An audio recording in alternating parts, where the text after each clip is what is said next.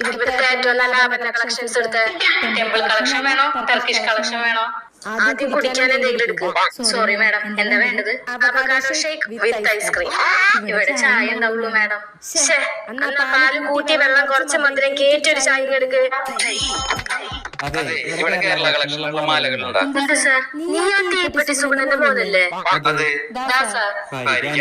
കൊടുക്കാനായിരുന്നു.